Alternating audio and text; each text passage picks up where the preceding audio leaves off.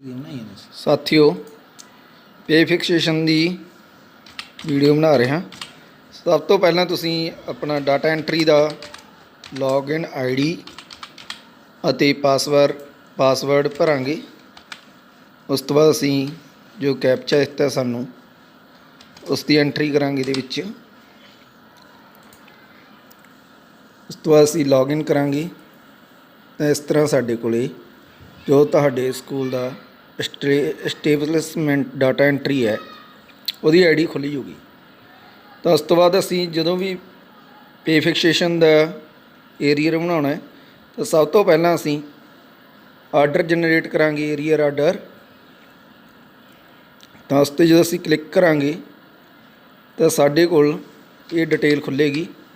जिस भी असी इंपलाई का एरियर बनाना है उसका नाम भरांगे। ज्वाइनिंग डेट ये अपने आप आटोमैटिक ही आ जाएगी। उस तो बाद किस दा असी एरियर बनाना है, जिस तरह असी बनाना है पे फिक्सेशन किस महीने का बनाना चाहते हो तुसी। जेकर तुसी जुलाई तो अक्तूबर बनाना चाहते हो तो असी उत्थे जुलाई तो 31 अक्तूबर सिलैक्ट करांगे। उस तो बाद वो इंपलाई का तुसी दसना पहला एनुअल इंक्रीमेंट किस महीने विच लग्या सी। जिस तरह ये इंपलाई है साडा, इहदा इंक्रीमेंट है जिहड़ा वो 2020 दे विच 9वें महीने सितंबर च लग्या। तो उस समय जिहड़ा पे कमीशन सी साडे कोले वो 5वां सी। ते जिहड़ा हैगा सी इहदा ग्रेड पे हैगा सी जिहड़ा 10,334,800 प्लस 5,000। उस टाइम दी असी ने सितंबर 2020 दे विच इंक्रीमेंट लगन उपरंत इहदी जिहड़ी तनख्वाह है वो बेसिक ते ग्रेड वो भरन तो बाद असी गो बटन पर क्लिक करांगे। साडे कोले नीचे डिटेल आ जूगी प्रीवियस ते न्यू दी। तो न्यू जिहड़ा असी एरियर कढवाउणा है उहदा असी पे जिहड़ा हैगा पे कमीशन सिलैक्ट करांगे। उस तो बाद किस लैवल दे विच आउंदा वो सिलैक्ट करांगे। उस तो बाद असी उहदी किन्नी 1/7/2021 नूं किन्नी उहदी बेसिक पे है वो इहदे विच फिल करनी है। तो ग्रेड पे क्योंकि हुण नवें पे स्केल दे विच है नहीं पे कमीशन दे विच, तो उत्थे असी 0 फिल करांगे। उस तो बाद पे फिक्सेशन रिमार्क्स दे विच लिख सकते हैं असी पे फिक्सेशन एरियर लिख सकते हो तुसी जुलाई 2021 टू अक्तूबर 2021 जित्थों तक का भी तुसी एरियर कढवाउणा चाहुंदे हो वो लिख सकते हो। तो क्योंकि ये इंपलाई का पहला जुलाई तो लैके अक्तूबर के विचकार एक इंक्रीमेंट लग्या है सितंबर 2021 दे विच एनुअल। तो असी देखना है भी जो किसी इंपलाई का कोई इंक्रीमेंट नहीं लग्या तो इस तरह ही सेव हो जूगा। परंतु ये जिहड़ा इंपलाई सी ये इस करके नहीं सेव हो रहा क्योंकि इन्हें एक इंक्रीमेंट मिलिया सी 1/9/2021 नूं। तो उत्थे असी चैक कर सकते हैं भी इहदी जिहड़ी बेसिक सी न्यू वो किन्नी है। हुण जिवें इहदी बेसिक हैगी सी 48,200 पर इत्थे 48,210 आई है। तो तुसीं उसनूं आडिट कर सकते हो। तो उस तो बाद असी सेव दे बटन ते क्लिक करांगे। तो इस तरह तुहाडा जिहड़ा 4 महीने का डाटा है वो सेव हो जाएगा। सेव होने तो बाद तुसीं कुछ भी कर सकते हो, आडिट कर सकते हो, डिलीट कर सकते हो। नहीं फिर जे ठीक है तो असी सबमिट करांगे साडे DDO कोल जिन्होंने तुसीं स्कूल दियां पावरां दित्तियां होईयां ने वैरीफाई दी। इस तरह साडा जिहड़ा डाटा एंट्री का काम है वो पूरी तरह कंप्लीट हो चुक्या है। वो तो बाद असी लॉग आउट करांगे। लॉग आउट करन तो बाद असी हुण वैरीफाई दी जिहड़ी ID है वो खोलांगे। उस तो बाद उसका जिहड़ा वैरीफाई दे ID है वो भरांगे उहदी इंपलाई दी। उसका जिहड़ा पासवर्ड है वो भरांगे असी जो तुहाडे स्कूल दे विच वैरीफाई ते लाया होया है। कोई भी इंपलाई लाया होया तुसीं ते जो साडे कोले कैप्चा दिता होया है कैप्चा भरन तो उपरंत असी उस इंपलाई दी लॉगिन ID नूं लॉगिन करांगे। जो उस इंपलाई की लॉगिन ID ओपन हो जूगी तो असी देखांगे भी जो असी ਜਨਰੇਟ ਆਰਡਰ ਕੀਤਾ ਸੀ, ਪਹਿਲਾਂ ਉਸ ਨੂੰ ਅਸੀਂ ਅਪਰੂਵ ਕਰਨਾ ਹੈ। ਤਾਂ ਉਹ ਅਸੀਂ ਵੈਰੀਫਾਈ ਆਰਡਰ ਫਾਰ ਏਰੀਅਰ, ਇਹਦੇ ਵਿੱਚ ਅਸੀਂ ਜੋ ਖੋਲਾਂਗੇ ਤਾਂ ਸਾਡੇ ਕੋਲ ਉਹ ਆਰਡਰ ਆ ਜਾਣਾ। ਇਹ ਉਹ ਇੰਪਲਾਈ ਆ ਗਿਆ ਜਿਸ ਦਾ ਅਸੀਂ ਆਰਡਰ ਜਨਰੇਟ ਕੀਤਾ ਹੈ, ਕਿੱਥੋਂ ਕਿੱਥੇ ਤੱਕ ਕੀਤਾ ਹੈ, ਕਾਹਦਾ ਕੀਤਾ ਅਸੀਂ ਨੇ, ਏਰੀਅਰ ਕੀਤਾ ਜੁਲਾਈ ਤੋਂ ਅਕਤੂਬਰ। ਤਾਂ ਵਿਊ ਕਰੋਗੇ ਤਾਂ ਸਾਡੇ ਕੋਲ ਸਾਰੀ ਡਿਟੇਲ ਆ ਜਾਏਗੀ। ਉਸ ਦੀ ਡਿਟੇਲ ਨੂੰ ਚੈੱਕ ਕਰ ਲੈਣਾ ਹੈ ਕ੍ਰੋਸਲੀ। ਚੈੱਕ ਕਰਨ ਉਪਰੰਤ ਅਸੀਂ ਆਪਣੇ ਕੋਲੋਂ ਇੱਕ ਰਿਮਾਰਕਸ ਲਿਖਾਂਗੇ ਵੀ ਇਹ ਜਿਹੜਾ ਏਰੀਅਰ ਹੈ ਇਹਦੀ ਕੈਲਕੂਲੇਸ਼ਨ ਹੈ ਇਹ ਓਕੇ ਹੈ। ਤੇ ਅਸੀਂ ਆਪਣੇ ਸਕੂਲ ਦੇ ਵਿੱਚੋਂ ਵੈਰੀਫਿਕੇਸ਼ਨ ਆਰਡਰ ਨੰਬਰ ਦਰਜ ਕਰਾਂਗੇ। ਤੇ ਆਰਡਰ ਦਰਜ ਕਰਨ ਤੋਂ ਬਾਅਦ ਅਸੀਂ ਉਸ ਦੀ ਜਿਹੜੀ ਡੇਟ ਹੈ, ਮਿਤੀ, ਉਹ ਸਿਲੈਕਟ ਕਰਾਂਗੇ। ਉਸ ਤੋਂ ਬਾਅਦ ਅਸੀਂ ਇਹ ਆਰਡਰ ਨੂੰ ਵੈਰੀਫਾਈ ਕਰ ਦਾਂਗੇ। ਇਹ ਸਾਡਾ ਜਿਹੜਾ ਕੰਮ ਸੀ ਇਹ ਹੈਗਾ ਸੀ ਵੈਰੀਫਾਈ ਦੀ ਆਈਡੀ 'ਚੋਂ। ਉਸ ਤੋਂ ਬਾਅਦ ਇਹ ਸਾਡੇ ਕੋਲ ਇੰਪਲਾਈ ਆ ਜਾਊਗਾ ਵੀ ਇਹਦਾ ਜਿਹੜਾ ਹੈਗਾ ਵੈਰੀਫਾਈ ਹੋ ਗਿਆ ਆਰਡਰ। ਤੁਹਾਡੇ ਗਲਤੀ ਨਾਲ ਹੋ ਗਿਆ ਤੁਹਾਡੇ ਤੋਂ ਤਾਂ ਅਸੀਂ ਅਨਵੈਰੀਫਾਈ ਵੀ ਕਰ ਸਕਦੇ ਇੱਥੋਂ। ਉਸ ਤੋਂ ਬਾਅਦ ਜੇਕਰ ਤੁਹਾਡੇ ਕੋਲ ਪੇਰੋਲ ਦੀ ਏਰੀਅਰ ਦਾ ਜਿਹਨੂੰ ਤੁਸੀਂ ਦਿੱਤਾ ਹੈ ਅਧਿਕਾਰ, ਉਸ ਦੀ ਅਸੀਂ ਆਈਡੀ ਖੋਲਾਂਗੇ। ਏਰੀਅਰ 'ਤੇ ਤੁਸੀਂ ਕਿਸ ਨੂੰ ਲਾਇਆ ਹੋਇਆ ਤਾਂ ਉਹਦੇ ਵਿੱਚ ਅਸੀਂ ਏਰੀਅਰ ਬਿੱਲ ਮਾਸਟਰ ਦੇ ਵਿੱਚ ਜਾ ਕੇ ਉਸ ਦਾ ਜਿਹੜਾ ਬਿੱਲ ਦਾ ਨਾਮ ਦੇਣਾ, ਜਿਹੜਾ ਤੁਸੀਂ ਕੋਈ ਵੀ ਨਾਮ ਦੇ ਸਕਦੇ ਹੋ ਉਹਨੂੰ, ਏਰੀਅਰ ਜੁਲਾਈ 2021 ਟੂ ਅਕਤੂਬਰ 2021 ਜਾਂ ਕੋਈ ਪੇ ਫਿਕਸੇਸ਼ਨ ਏਰੀਅਰ, ਇਹ ਤੁਹਾਡੀ ਇੱਛਾ ਹੈ। ਤੁਸੀਂ ਕੋਈ ਵੀ ਜਿਹੜਾ ਹੈਗਾ ਬਿੱਲ ਦਾ ਨਾਮ ਰੱਖ ਸਕਦੇ। ਜਿਸ ਤਰ੍ਹਾਂ ਅਸੀਂ ਲਿਖਿਆ ਤੇ pay fixation arrear July 2021 to ਅਕਤੂਬਰ 2021 NPS। ਤਾਂ ਤੁਸੀਂ ਇੱਥੇ ਕੁਝ ਵੀ ਆਪਣੇ ਕੋਲੋਂ ਬਿੱਲ ਦਾ ਜਿਹੜਾ ਹੈਗਾ ਟਾਈਪ ਕਰ ਸਕਦੇ ਹੋ। ਤਾਂ ਉਸ ਤੋਂ ਬਾਅਦ ਸਬਮਿਟ ਕਰੋਗੇ ਤਾਂ ਜੋ ਅਸੀਂ ਬਿੱਲ ਦਾ ਨਾਮ ਦਿੱਤਾ ਹੈ ਉਹ ਸਾਡੇ ਕੋਲ ਲਿਸਟ ਦੇ ਵਿੱਚ ਸ਼ੋਅ ਹੋਣ ਲੱਗ ਜਾਏਗਾ। ਤਾਂ ਉਹਨੂੰ ਤੁਸੀਂ ਡਿਲੀਟ ਕਰਨਾ, ਡਿਲੀਟ ਕਰ ਸਕਦੇ ਹੋ। ਕੋਈ ਨਾਮ ਚੇਂਜ ਕਰਨਾ ਉਹਨੂੰ ਆਡਿਟ ਕਰ ਸਕਦੇ ਹੋ। ਉਸ ਤੋਂ ਬਾਅਦ ਆਉਂਦਾ ਸਾਡੇ ਕੋਲ ਪੇ ਫਿਕਸੇਸ਼ਨ ਏਰੀਅਰ, ਉੱਪਰਲੇ ਪਾਸੇ ਹੈਗਾ ਪੇ ਫਿਕਸੇਸ਼ਨ ਏਰੀਅਰ ਟ੍ਰਾਂਜੈਕਸ਼ਨ। ਉਹਦੇ ਵਿੱਚ ਅਸੀਂ ਉਹ ਇੰਪਲਾਈ ਦਾ ਜਿਹੜਾ ਹੈਗਾ ਹੁਣ ਬਿੱਲ ਬਣਾਉਣਾ ਹੈ 4 ਮਹੀਨਿਆਂ ਦਾ। ਤਾਂ ਅਸੀਂ ਉਹ ਇੰਪਲਾਈ ਦਾ ਜਿਹੜਾ ਨਾਮ ਹੈ ਉਹ ਸਰਚ ਕਰਨਾ ਪਹਿਲਾਂ। ਤਾਂ ਜੋ ਅਸੀਂ ਨਾਮ ਨੂੰ ਸਰਚ ਕਰਾਂਗੇ ਤਾਂ ਉਹ ਪੁੱਛੂ ਕਦੋਂ ਤੋਂ ਕਦੋਂ ਤੱਕ ਦਾ ਜਿਹੜਾ ਏਰੀਅਰ ਹੈ। ਇਹ ਆਪਾਂ ਜੁਲਾਈ ਤੋਂ ਕੀਤਾ ਹੈ ਤਾਂ 1 ਜੁਲਾਈ ਤੋਂ ਤੇ 31 ਅਕਤੂਬਰ ਤੱਕ ਤਾਂ ਅਸੀਂ ਕੈਲੰਡਰ ਦੇ ਵਿੱਚੋਂ ਡੇਟਾ ਸਿਲੈਕਟ ਕਰਾਂਗੇ। ਉਸ ਤੋਂ ਬਾਅਦ ਸਰਚ ਕਰਾਂਗੇ ਤਾਂ ਸਾਡੇ ਕੋਲ ਉਹ ਇੰਪਲਾਈ ਹੈ ਜਿਹੜਾ ਤੁਹਾਨੂੰ ਨੀਚੇ ਦਿਖਾਈ ਦੇਵੇਗਾ। ਤਾਂ ਉਸ ਤੋਂ ਬਾਅਦ ਜਦੋਂ ਸਾਡੇ ਕੋਲ ਸਾਈਟ ਓਪਨ ਹੋ ਜਾਏਗੀ ਉਸ ਦੀ, ਤਾਂ ਉਸ ਦੀ ਅਸੀਂ ਨੇ ਹਰੇਕ ਮਹੀਨੇ ਦੀ ਅਲੱਗ-ਅਲੱਗ ਜਿਹੜੀ ਹੈਗੀ ਹੈ ਡਰਾ ਪੇ ਅਤੇ ਜਿਹੜੀ ਹੈਗੀ ਹੈ ਡਿਊ ਪੇ, ਉਹਨੂੰ ਕਲੀਅਰਲੀ ਐਂਟਰੀਆਂ ਪਾਉਣੀਆਂ ਨੇ। ਜਿਸ ਤਰ੍ਹਾਂ ਸਰ ਨੂੰ ਪਹਿਲਾਂ ਹੈਗੀ ਹੈ ਜੁਲਾਈ ਦੀ ਐਂਟਰੀ ਪਾਵਾਂਗੇ ਅਸੀਂ 1 ਜੁਲਾਈ ਤੋਂ ਲੈ ਕੇ 31 ਜੁਲਾਈ ਤੱਕ ਉਹਦੀ ਕੀ ਤਨਖਾਹ ਡਰਾ ਹੋਈ ਹੈ, ਕਿੰਨੀ ਡਿਊ ਹੈ। ਜਿਸ ਤਰ੍ਹਾਂ ਬੇਸਿਕ ਹੈਗੀ ਹੈ 14,010 ਅਤੇ ਨਵੀਂ ਜਿਹੜੀ ਬੇਸਿਕ ਹੈ ਉਹ ਇਹਨੇ ਆਟੋਮੈਟਿਕ ਹੀ ਚੱਕ ਲੈਣੀ ਹੈ। DA ਜਿਹੜਾ ਉਹ ਪਹਿਲਾਂ 148 ਨਾਲ ਸੀ ਅਤੇ ਹੁਣ ਜਿਹੜਾ 17 ਨਾਲ ਹੈ ਉਹ ਵੀ ਆਟੋਮੈਟਿਕ ਇਹਨੇ ਕੈਲਕੂਲੇਟ ਕਰ ਲੈਣਾ। ਅਤੇ ਜਿਹੜਾ ਹਾਊਸ ਰੈਂਟ ਹੈ ਉਹ ਅਸੀਂ 8% ਦੇ ਨਾਲ ਕੈਲਕੂਲੇਟ ਕਰਕੇ ਇਸ ਦੇ ਵਿੱਚ ਐਡ ਕਰ ਦੇਣਾ, ਕਿਉਂਕਿ ਜਿਹੜਾ ਹੈਗਾ ਜਿਹੜਾ DA ਹੈ ਉਹ ਆਪਾਂ ਨੂੰ ਹਾਲੇ 1 ਜੁਲਾਈ ਤੋਂ ਲੈ ਕੇ 31 ਅਕਤੂਬਰ ਤੱਕ ਕੋਈ ਹਦਾਇਤ ਨਹੀਂ ਹੋਈ ਵੀ ਕਦੋਂ ਇਹਦੇ ਏਰੀਅਰ ਦੇਣੇ। ਇਸ ਲਈ 17% ਨਾਲ ਹੀ ਅਸੀਂ ਕੈਲਕੂਲੇਟ ਕਰਨਾ। ਮੋਬਾਈਲ ਅਲਾਊਂਸ ਹੈ ਉਹ 500 ਭਰ ਦੇਣਾ ਅਤੇ ਮੈਡੀਕਲ ਹੈ ਜਿਹੜਾ 1000 ਰੁਪਏ। ਉਸ ਤੋਂ ਬਾਅਦ ਇਹਨੇ ਆਪਣੇ ਆਪ ਹੀ ਡਿਫਰੈਂਟ ਕੱਢ ਦੇਣਾ ਡਿਊ ਅਤੇ ਡਰਾ ਦਾ।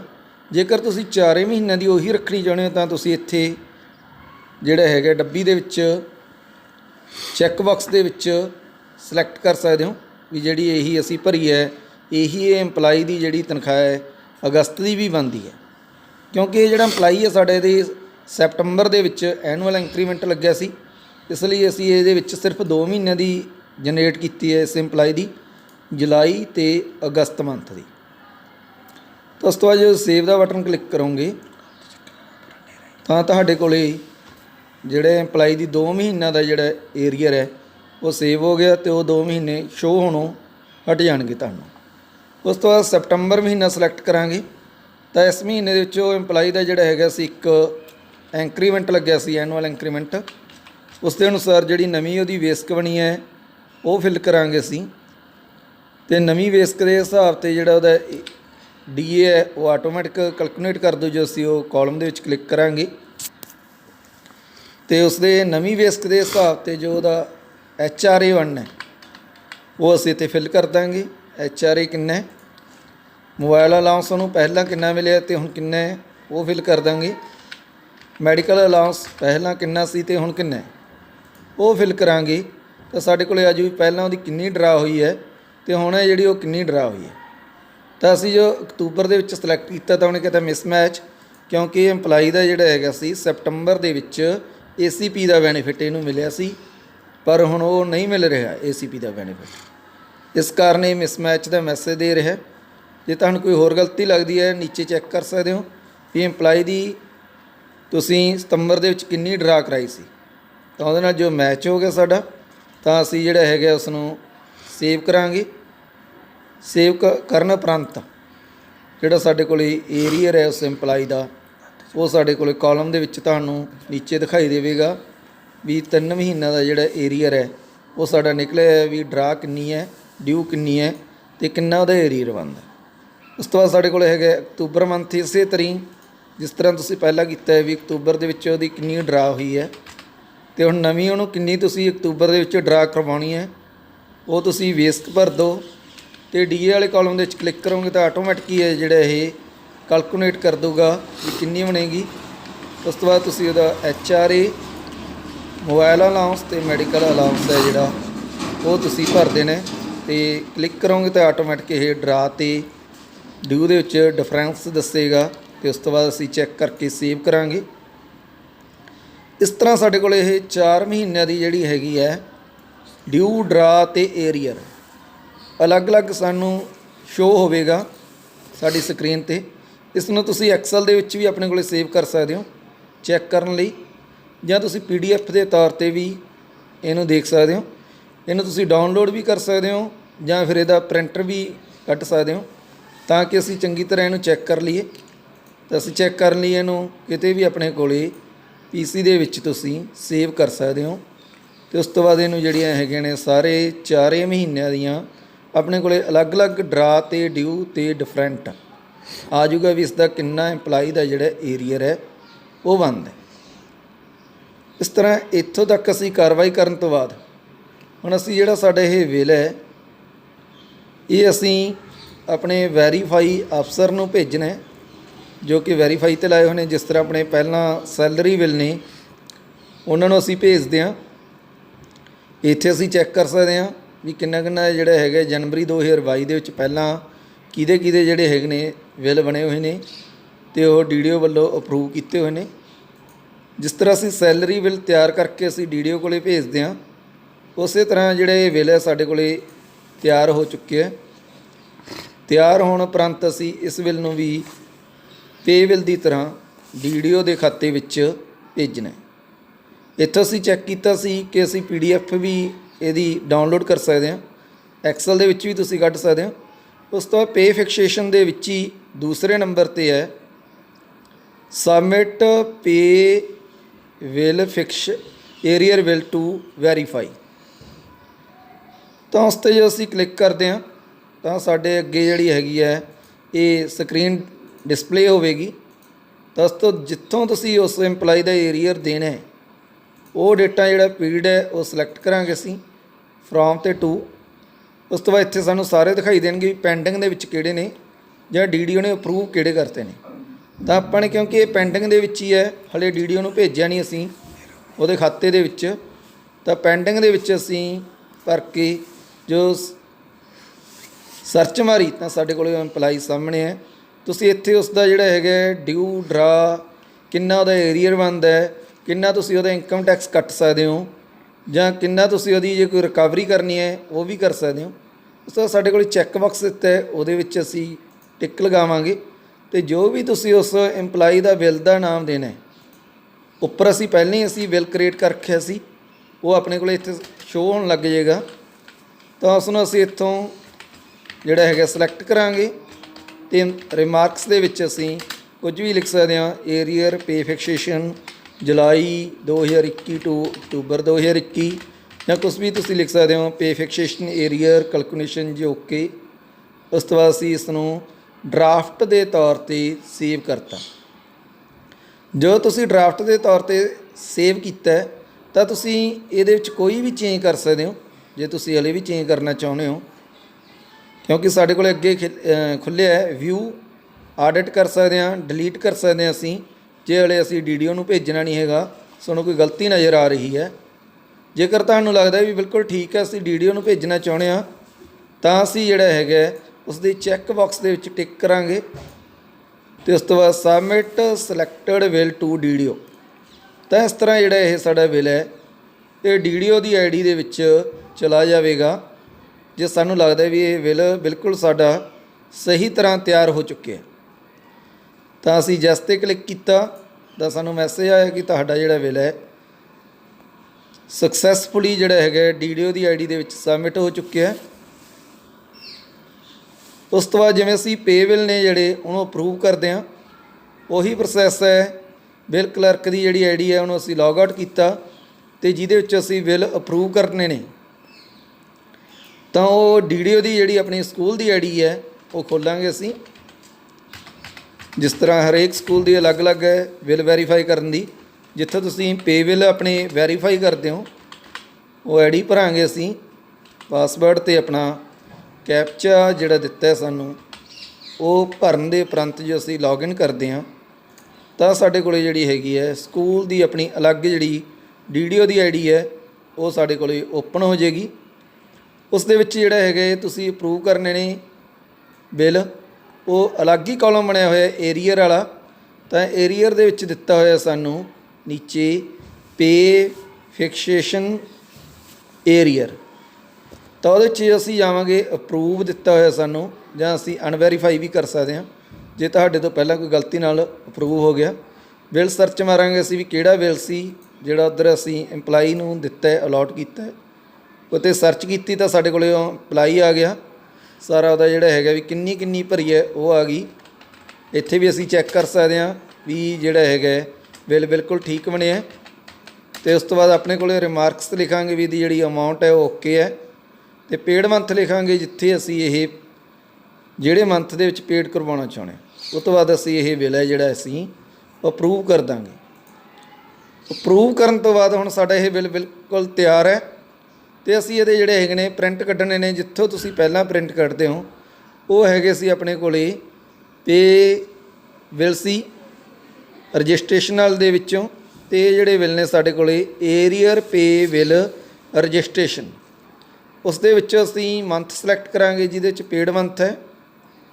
ਉਹ ਤੋਂ ਬਾਅਦ ਅਸੀਂ ਉਹ ਬਿੱਲ ਸਿਲੈਕਟ ਕਰਾਂਗੇ ਜਿਹੜਾ ਐਮਪਲਾਈ ਨੂੰ ਅਲਾਟ ਕੀਤਾ ਗਿਆ ਸੀ। ਉਸ ਤੋਂ ਬਾਅਦ ਜਿਹੜਾ ਹੈਗਾ ਅਸੀਂ ਪੇ ਬਿੱਲ ਕਰਕੇ ਜੋ ਸਰਚ ਮਾਰਾਂਗੇ ਤਾਂ ਸਾਡੇ ਕੋਲੇ ਜੋ ਇੰਪਲਾਈ ਦਾ ਅਸੀਂ ਏਰੀਅਰ ਬਣਾਇਆ ਉਹ ਸਾਡੇ ਕੋਲੇ ਆਟੋਮੈਟਿਕੀ ਸ਼ੋ ਹੋਣ ਲੱਗ ਜਾਏਗਾ ਵੀ ਕੀ ਉਹਦੀ ਜਿਹੜੀ ਹੈਗੀ ਹੈ ਡਿਡਕਸ਼ਨ ਕੀਤੀ ਹੈ, ਕੀ ਉਹਦਾ ਜਿਹੜਾ ਹੈਗਾ ਗ੍ਰੇਡ ਪੇ ਕਿੰਨਾ ਘਟ ਗਿਆ ਮਾਈਨਸ ਦੇ ਵਿੱਚ ਆ ਜਾਏਗਾ, ਜੋ ਉਹਨੂੰ ਨਵਾਂ ਮਿਲਿਆ ਉਹ ਪਲੱਸ ਦੇ ਵਿੱਚ ਆ ਜਾਏਗਾ। ਇਸ ਤਰ੍ਹਾਂ ਜਿਹੜੇ ਇਹ ਇੰਪਲਾਈ ਦੇ ਅਸੀਂ ਕਾਪੀਆਂ ਨੇ ਇਹ 1 ਜਾਂ 2 ਤੁਸੀਂ ਕੱਢ ਸਕਦੇ ਹੋ। ਉਸ ਤੋਂ ਬਾਅਦ ਇਹ ਜਿਵੇਂ ਇੰਪਲਾਈ ਦਾ ਅਸੀਂ ਨੇ ਕੁਛ ਹੋਰ ਨਹੀਂ ਡਿਡਕਸ਼ਨ ਕੀਤੀ, NPS ਡਿਡਕਸ਼ਨ ਸੀ, ਉਹਦੇ ਉੱਤੇ ਕਲਿੱਕ ਕਰਾਂਗੇ ਅਸੀਂ ਤਾਂ ਸਾਡੇ ਕੋਲ ਇੰਪਲਾਈ ਦੀ NPS CPF ਜਿਹੜੀ ਡਿਡਕਸ਼ਨ ਹੈ ਉਹ ਵੀ ਸਾਡੇ ਕੋਲ ਸ਼ੋ ਹੋਵੇਗੀ, ਜਿਸ ਨੂੰ ਤੁਸੀਂ ਉਹਦੇ ਪ੍ਰਿੰਟ ਨਿਕਾਲ ਸਕਦੇ ਹੋ।